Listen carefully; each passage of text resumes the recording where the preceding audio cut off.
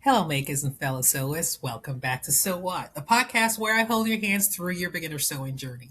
Now, if you've been going through retail sites, looking at hundreds of different sewing machines, and feeling completely overwhelmed by the terms like oscillating hook, computerized feed dog, and automatic tension, take a deep breath. I've got you.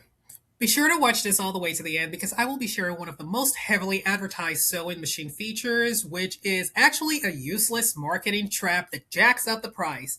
I will reveal what that is and how to avoid it later on in the episode, so be sure to stay tuned. When you're brand new to sewing, the industry makes it feel like you need a machine that can practically fly through space. And then they show you machines with 500 built in stitches, a computerized screen larger than your phone. But here is the honest truth from someone who has been teaching beginners for years. You do not need all of that. In fact, a lot of those flashy features are just going to get in your way as a beginner sewist. Today, I'm going to be breaking down the five absolute most important features a sewing machine must have if you want a smooth, frustration free learning experience. Now, if your machine has these five things, you can make garments, home decor, gorgeous accessories with total confidence. Plus, make sure you stick around for features number three because I'm going to be exposing a major marketing trap that brands use to get you to overspend, and let's get into it. So, without much ado, the first feature I'm going to be talking about is the speed control slider, the training wheel.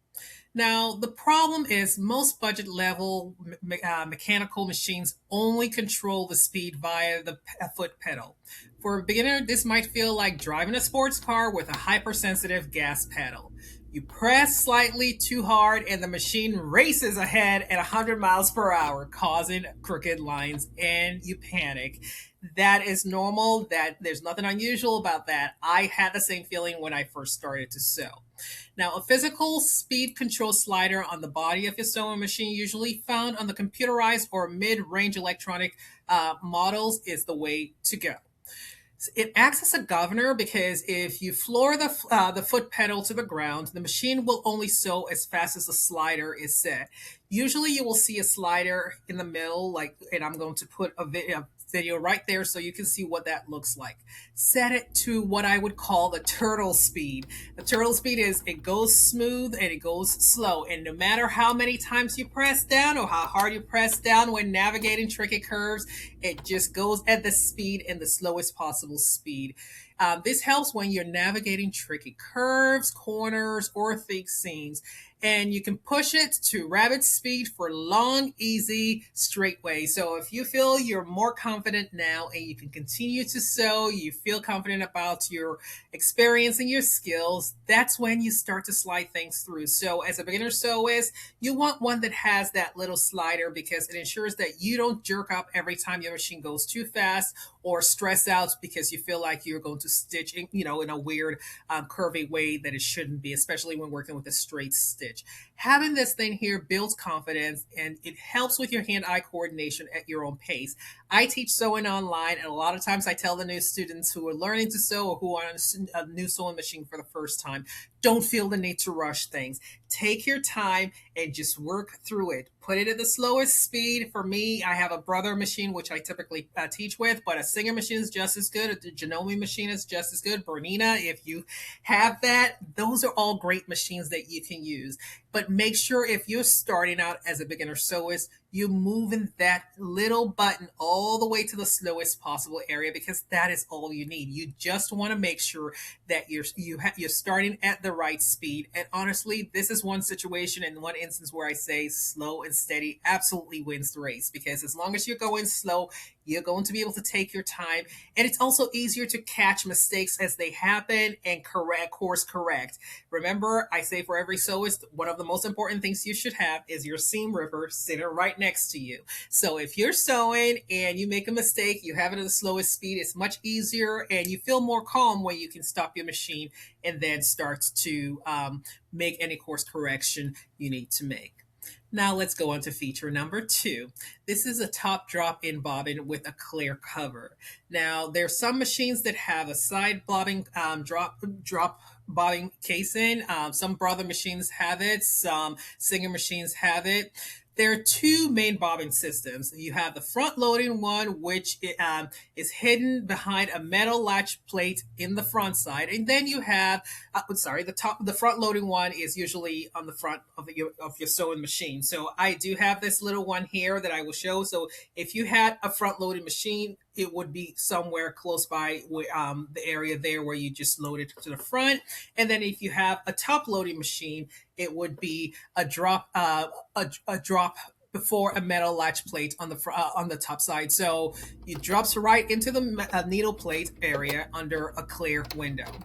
Now, front loading bobbins require you to pull out a metal bobbin case, align it properly, and let me just tell you as a beginner sewist, that can sometimes be a problem if you don't know. And then you have to snap it in blindly. While most experienced or intermediate sewists are able to do that, and once you've started doing it for a few, you've done it a few times, it's easy enough for you to catch it and know how to do it. However, if you're a beginner sewist, that is probably not going to be the easiest thing. It's prone to nesting and jamming, and it's if you don't thread it properly or put it in align it properly, you will have multiple problems. So the front loading machine, which is the one you usually put in front, where you bring out something and then fully align your bobbin with the metal piece that comes out, that can be a problem if you are not someone who is more an intermediate or a skilled sewist. Now, if you have a top loading bobbin machine where it's a drop in. It has a clear cover plate, which lets you see exactly how much bobbin thread you might have left. I am one of those people that I will sew all the way till the last thread gets rolled. Okay, so I always it's almost like playing chicken with it. Like, let's see, can I make it? And while I don't recommend it for new sewists, this is just something. It's kind of like my internal crazy, dark humor. This is my version of dark humor. Okay, now I like to wait and see, but I like the ability to see because you can see am I running out of thread? Do I need to go reload my thread? Do I need to have something ready? There's nothing worse than finishing a long perfect stitch and that you've been sewing for a while, only to realize your bobbin ran out 10 inches ago. I have done that, and yes, while I say I do play chicken, let's just say it is not fun when you realize that you ran out of bobbin thread a while ago. So it's incredible. Why I prefer the top loading is that it's incredibly simple to drop the bobbin in. You just follow the arrows on your machine as it tracks and starts sewing. It cuts down on the lower thread nesting significantly, and it really just works out much perfectly for beginner sewists. So first, you want to look for a machine that has the speed adjuster where you can control the speed. And second, you want to look for a machine that has more of a top loading as opposed to a front loading bobbin. So before I go further, type the brand and model of your current machine or the one that you're planning to buy in the comments, and I will give you feedback on whatever machine you type in there. So please go ahead and type that in right now. Now we have 3 more features to go, including the one that will completely change how you pivot around tight corners. But real quick, if you're enjoying this episode and want to join a supportive community of makers, hit that subscribe button, please, and give this video a thumbs up. Your support helps me keep creating free sewing guides for sewers and beginners all over the world. So please do support me. Now, if you want a simple beginner-friendly projects to practice on once you get your machine set up, head over to my site. I have digital patterns and step-by-step guides specifically designed to build your confidence without wasting fabric. These are all free. I have some paid patterns. However, I do have free patterns, and I also have an entire playlist dedicated to people who are learning to sew and want something simple to start with. So now let's talk about feature number 3, because this is where so many beginners get tricked into wasting their hard-earned money. Feature number 3 is the adjustable stitch length and width. This is a marketing trap. Here's the thing. Many entry-level mechanical machines boast about having a 20 or 30 built-in stitches. But if you look closely at the dials, they don't have separate adjustments for length or width. Instead, they give you 5 different straight stitches, which adjust the exact same straight stitch locked at different preset lengths, and 5 different zigzag stitches. Here's the thing. You want a machine with independent, dedicated dials or digital buttons for stitch length and stitch width. I absolutely love the Brother computerized machine, but if you don't have one of those, Singer machines do have the dials that help you with that. This really does matter for beginner sewists. Why? Because you need a long stitch for temporary basting. If you're learning to sew, you want to know what a basting stitch is and gathering. But a standard medium stitch, 2.5 millimeters for regular seams. So that's what you would use for the seams that for your day-to-day straight stitch.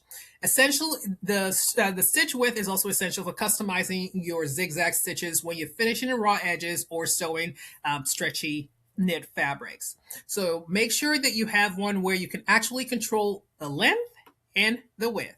Now, yesterday I encountered someone who said, "What is the difference between the length and the width? You can't really see much on there."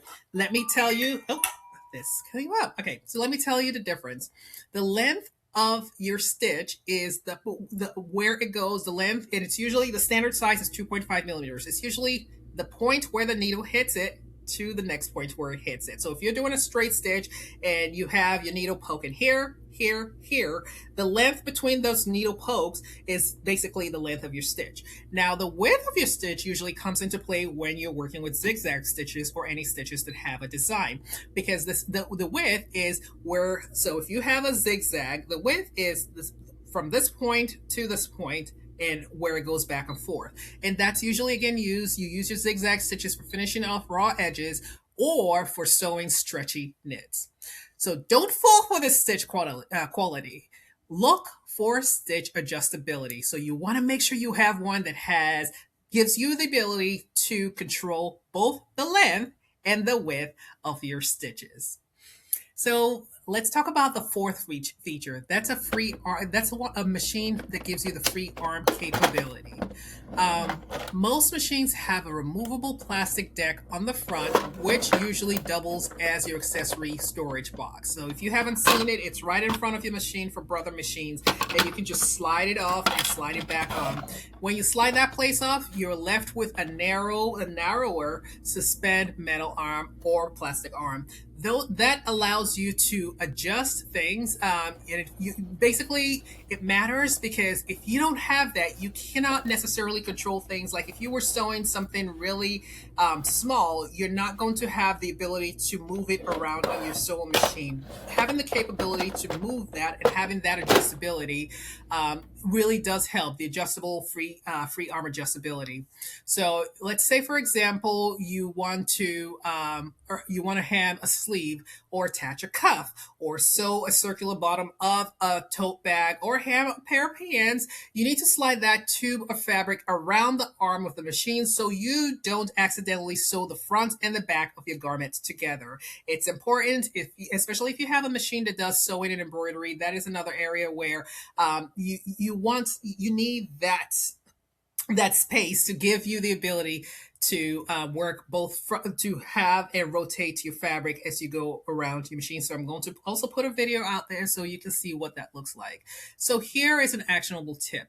Before you buy any machine, make sure that the front compartment slides off, because if the bed is solid and one piece, do not buy it because it will hinder your ability to sew circular things over time. And that also impacts your ability to sew garments or bags, do any kind of bag sewing, because having the ability to slide that off gives you what you need and the space you need to continue to work. Now let's talk about the fifth feature you should be looking for when when buying a sewing machine. So this is a needle up and down programming button. When you sew a corner like a pocket or a strap and you stop sewing, standard machines will stop with the needle in a random position, usually up. If you lift the presser foot to turn your fabric, the fabric slips and your seam can get messed up and then you lose your alignment. That is what standard machines do. So a dedicated button, often marked with double arrows, so you'll see two arrows down, pointing up or pointing down, that programs the machine to automatically stop with the needle when the needle is down in the fabric every single time you release your foot pedal. I'm going to show you what that looks like. Why is this a game changer? The needle acts as a perfect anchor. It holds your fabric in place. Now you can lift Up your presser foot, spin your fabric 90 degrees, drop the foot, and continue sewing perfectly. You can do crisp, sharp corners every single time when you have this ability. It takes the stress out of pivoting and you avoid losing your fabric when you're sewing. So, in conclusion, from after discussing these 5 features, to wrap it all up for you, your dream beginner machine doesn't need to cost a fortune. Look for these 5 features: the speed control, a clear drop in bobbin, independent stitch length and width adjustment, a free arm, and a needle up and down button. If you have those, you're fully equipped to tackle any projects you set your mind to.